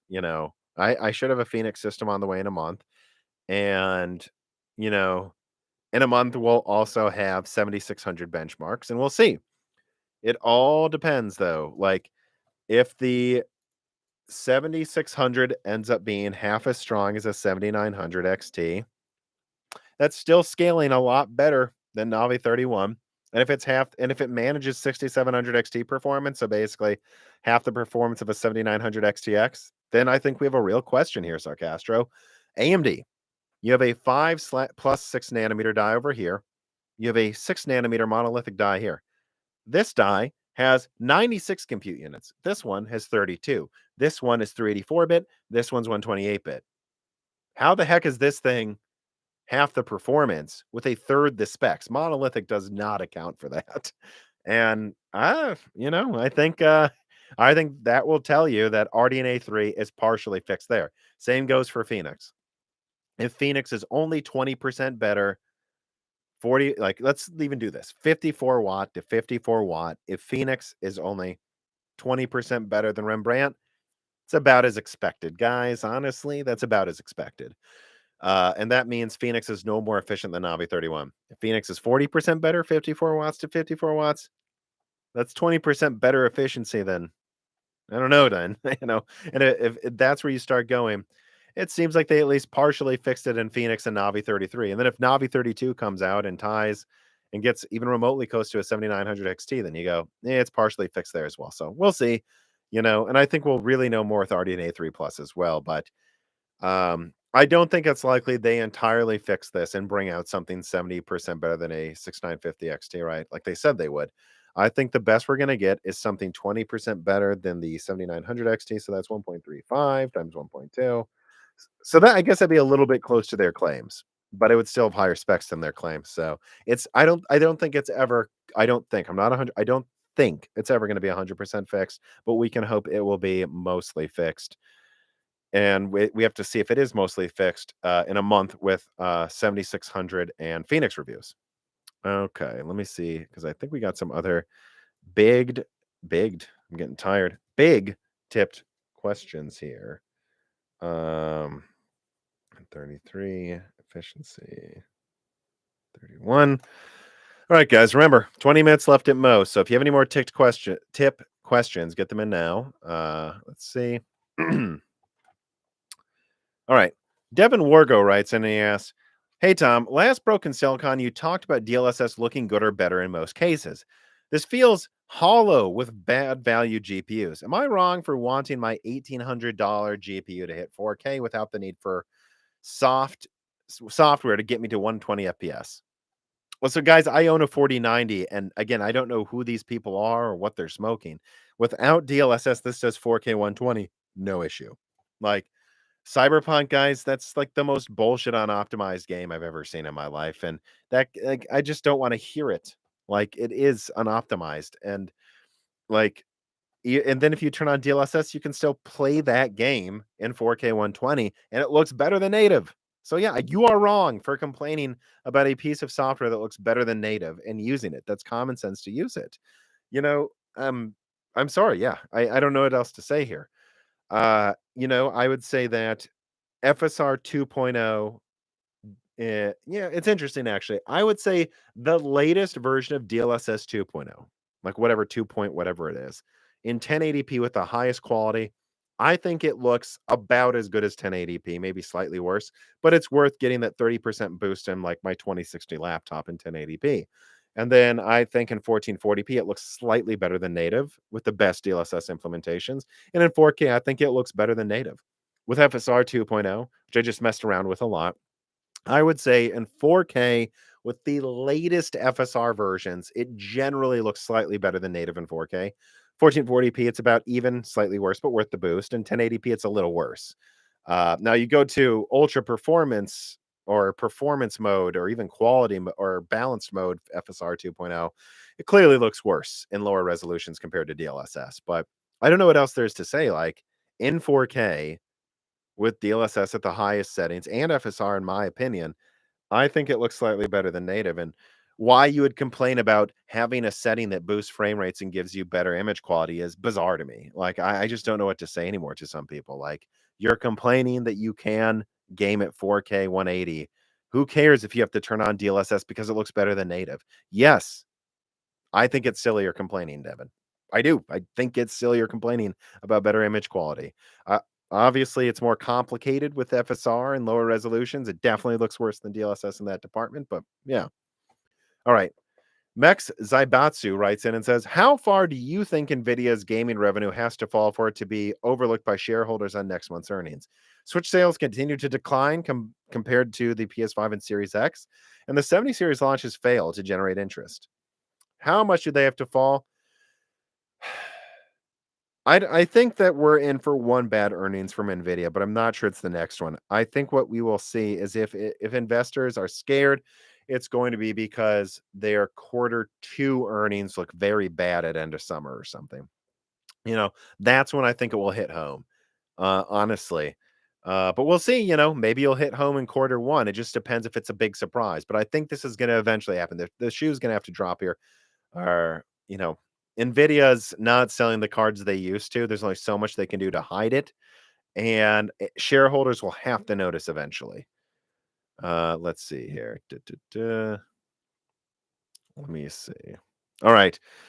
Let me see. Got some more tipped questions here. Falto writes in, "What are your thoughts on Redfall being 30 frames per second on Series X?" It's stupid. It's funny. I brought it up earlier. I'll put a timestamp here for the final timestamp. Only like 10, 15 minutes left, guys. Get any questions in you want to. In fact, let me open up the Patreon. No promises to patrons, but I'm looking at the after video chat channel. Remember, if you're a patron, you can ask questions for free. I might answer a few of your questions in the Patreon chat in the Discord right now. So I'm watching it, guys. But anyways, 30 FPS console games. So again, I just upgraded my girlfriend's 7700 HS NUC from 16 gigabytes to 32 gigabytes. It's funny, by the way. It was running generally 60 frames, 1080p at minimum settings, and yeah, but still 1080p. So I thought it looked okay for all things considered. And then the second I went to 32 gigabytes of RAM, it just started using 18 gigabytes and got even higher frame rates. So already you can see minimum settings in games. You want more than 16 gigs total. You want at least 8 gigabytes for low set for 1080p, and I'd say you kind of are getting to a point where you want at least 16 gigabytes of DDR5, probably 24 if we're being honest. And I found that I could crank up half the settings without big frame rate drops, and what I did is I turned on Radeon Chill, which, man, I really think people are sleeping on how useful Radeon Chill is sometimes. And I set the minimum frame rate to 40, the maximum to 45. So in movement, it has these cache frames where it boosts to 45 frames while you're moving the camera around, and then it goes to 40 when you're not moving, and it feels smooth. There really is a difference between a locked 40 frames and 30 frames. And she said, she's a casual gamer. She said, this is fine. 30 looks sluggish, 60 looks smooth, but 40 is good enough for going up to like high settings. Um, Someone in the says Nux don't use dual channels sometimes, which is stupid. This Nux has a dual channel memory controller. Minis Forum 773. I'll add a link to the Minis Forum sponsorship, by the way, guys. I do have a sponsorship. They sponsor me for some of their Minis Forum stuff, and I accept it because I think it's a great product. It has dual channel DDR5. But yeah, so I mean, when I see Redfall having 30, I'm finally getting to the question. When I see Redfall having 30 frames per second on Series X, I think it's absolutely unacceptable. Like I do. I think developers should be 40 frames minimum dynamic resolution. I mean, come on, it just feels better. 40 frame, I think frankly that's what the standards should be. For honestly, it should be 40, 80, 120 for because 80 feels better than 60, and then you get into higher diminishing returns past 90 frame rate. You know, I play God of War in 1440p, like 80 to 90 on the PS5 because they have like a unlocked frame rate mode, and I think it feels so much better than 60. So I don't know. When I see a console game locked to 30 frames, I think it's unacceptable. Even like walking simulators, I think it should be 40 frames per second locked dynamic resolution. I think that target feels better. It's just enough where it doesn't feel jittery. I think that should be the standard. I really do. Let me see here. Alexander writes in from the Patreon. Uh, I'm currently using a 1440p 60 monitor and thinking of upgrading. Would you go for 1440p OLED or 4K LCD? Both 27-inch, both 120 hertz plus. Either would be a huge upgrade for me. It's funny. I mean, consoles support 1440p now. So even if you were someone who occasionally games on console, I think I'd go 1440p OLED. I think I would. Um, Now, would I wait for OLED to come down in price for 4K? Well, I don't know. You know, I think there's already like around $1,000 OLED 4K monitors, right? Or I think they're 1,200. So I'd probably pay the extra. Look, 4K is over double the resolution of 1440p. It doesn't look necessarily over twice as good, but I think I'd pay 40% more for 4K over 1440p, but I wouldn't pay twice as much. So if they're the same price, 4K OLED, 1440p OLED, both same frame rate, I'd probably go for 1440p at this point, especially because consoles all offer 1440p now. And as long as you think that looks good enough, that's what I would go with. I think I would. But if you can spend an extra 100 or $200 to get it to 4K, I would. That's my ideal. That's my honest answer there. Um, duh, duh, duh, duh, duh. All right, so that is all the tip questions. Let me check if there were any questions in the Moore's Law is Dead Discord. Duh, duh, duh. I'm not seeing any questions there, guys. Final call then on questions. I usually go for 2 hours here. Let me see. Planning to get this because I think, let me just make sure I got through all the subjects. I guess the final thing I'll bring up here before I sign off, guys. Um, what was this here?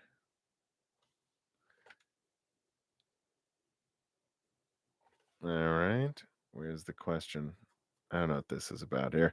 Yeah, so I guess the final thing I will say with Meteor Lake is, it seems like rumor. I plan to probably do a decent sized Meteor Lake soon, and it's funny seeing some channels go, "Wait, Meteor Lake may have an i5 on desktop." You guys, isn't that what I've been saying for months before these other channels? But like, look, Meteor Lake's going to go up to 6+8, it seems. It's going to have graphical performance double what they have now and integrated it, maybe a little above double.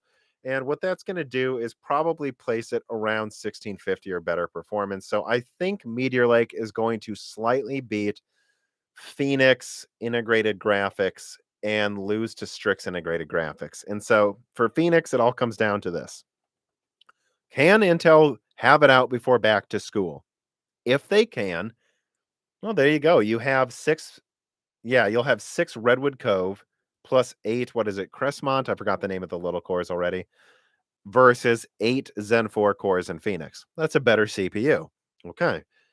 You also have adamantine L4 cache with a powerful integrated graphics. Better than Strix? No, but better than Phoenix. But it's going to cost more. So I think Meteor Lake will be pretty awesome. Almost like you're getting Zen 5 Strix Point early, but it'll be more expensive. Like, something that's probably 20%, 30% worse than Strix, but it's coming out earlier if they have it ready in quarter three or early quarter four for back to school.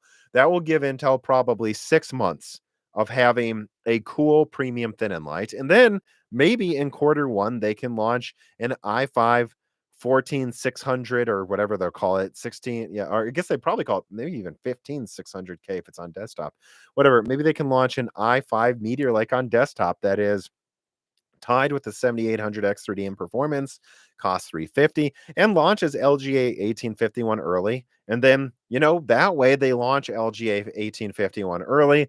And by the time Arrow Lake comes out, they already have the platform ready and they already have i5s. Then all of this is what I think would make Meteor Lake okay. But Meteor Lake needs to come out in laptop for back to school. Meteor Lake needs to, if it comes to desktop, launch at least a few months before Zen 5. So you take that performance crown early, establish a platform for Arrow Lake early. And that's all I have to really say about Meteor Lake. Meteor Lake's going to lose to Strix. Strix costs less to make. And if Meteor Lake slips to the end of quarter four, which I've heard it could, I mean, honestly, by early quarter one, AMD is gonna have Hawk Point out, and that'll be pretty close anyways, and then Strix is gonna bury it. So, when it comes to Strix versus Meteor Lake, I think Meteor Lake in performance is pretty much firmly gonna be in between Phoenix and Strix in performance, basically in all fronts: integrated graphics, CPU performance, AI performance. But that means it better launch early. And this is really reminding me a little bit of like Tiger Lake, where it's like Tiger Lake, if it launched next to Cezanne with 8 cores, would have been awesome, but it kind of just ended up launching next to Rembrandt or right before Rembrandt, and Rembrandt's better. So that's what I think of Meteor Lake. But I did say I would talk about it in the title, so I wanted to make sure I got to that. And let me see. Any other questions? Well, all right. I am not seeing any more questions. So I think we're going to wrap it up, people. Remember to support our sponsors, support Micro Center. Go there, click on the links. That really helps the channel so much. Also, please, check out CD Key Offers. Check out the Athletic Greens sponsorship on the Strix League. That helps so much. And if you support us on Patreon, Daniel Nenny, founder of SemiWiki.com, will be talking about the cost to make Lovelace, RDNA 3 graphics cards, TSMC 3 nanometers, Zen 4, all of these things. You can ask him questions for free for $2 a month. You get hour-long exclusive videos if you're at the $2 tier. $4 tier gets Broken Silicon early ad free, free reader mail for the loose ends and Broken Silicon. There's so much content there. let's get this Patreon to 2,000. Come on, guys, to 2,000 supporters. We want to do an exclusive video or podcast every week. We want to be able to do even higher quality content and more of it. If we get to like 2,000 patrons, I'm sure we can afford to have like ad-free early versions of all content we make, so you don't have to deal with that stuff too. So anyways, though, thank you for supporting us. Some Jose says can't send super chat. Don't send a super chat. Support us on Patreon, Jose. But for everyone else, thank you for watching. Thank you for supporting us. Double check that you're subscribed to the Moore's Law is Dead YouTube channel, because we're trying to get to 200,000 subscribers. And tell your friends about us, and have a good weekend, everybody. Thank you for watching.